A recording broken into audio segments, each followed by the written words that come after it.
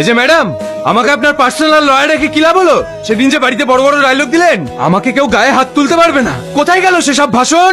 আপনি একটু শান্ত হন, আমি দেখছি। শ্যামবাবু, ওর ডোজটা মনে হচ্ছে কম হয়েছে। এই অফিসার! টনি, তুমি আমার ক্লায়েন্টকে কোন অপরাধে অ্যারেস্ট করেছো? ম্যাডাম, আমাদের কাছে প্রমাণ আছে। What nonsense! টনি, তুমি ওকে ছেড়ে দাও, নইলে আমাদের মধ্যে ঝামেলা হবে। তুমি কি চাও আমি হেরে যাই? আর তাছাড়া এটা প্রেস্টিজের ব্যাপার। আমি জানি তুমি আমাকে হারতে দেবে না।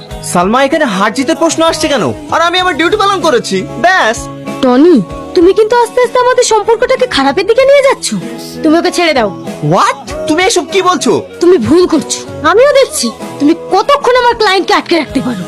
এই যে ম্যাডাম, আপনি হয়তো ভুলে যাচ্ছেন আপনি কার সঙ্গে কথা বলছেন। আমি ঘুষ খাই। আপনি যদি পারেন আপনি আপনার ক্লায়েন্টকে ছাড়িয়ে নিয়ে যান। আচ্ছা, তাহলে কাল কোর্টে দেখা হচ্ছে। সি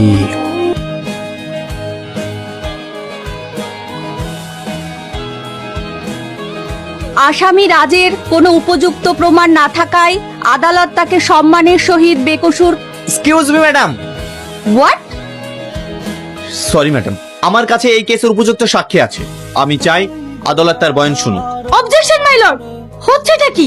উনি আইনের লোক হয়ে কোর্টের কাছে বিঘ্ন ঘটাচ্ছেন। এই কেস তো শেষ হয়ে গেছে। উনি এখন নতুন করে কি প্রমাণ করতে চাইছেন? সরি ম্যাডাম, আমি কোনো আদালতের কাছে বিঘ্ন ঘটাচ্ছি না। আমি এই কেসের উপযুক্ত সাক্ষী নিয়ে এসেছি, যারা এই ঘটনাটি সম্পূর্ণ নিজের চোখের সামনে ঘটতে দেখেছে। Objection proceed. অফিসার, আপনি আপনার সাক্ষী পেশ করুন। Thank you ma'am. কাজটা কিন্তু তুমি ঠিক করলে না। আমি কিচ্ছু খারাপ করিনি। তুমি তোমার ইগোর লড়াইয়ে আমাদের সম্পর্কটাই নষ্ট করে দিচ্ছ। আমি কোনোদিনও চাইনি জানো যে আমাদের প্রফেশনাল লাইফ আর পার্সোনাল লাইফ কখনোই এক। মিথ্যা কথা। তুমি আমাকে কখনো ভালোই বাসো, তাহলে সামান্য একটা কেসের জন্য আমাদের সম্পর্কটাকে খারাপ দিকে নিয়ে যেতে না। আমি কখনো হারতে শিখিনি। এই কেসটা আমি জিতেই ছাড়বো। পারবে না, কেসটা জিতে দেখাও।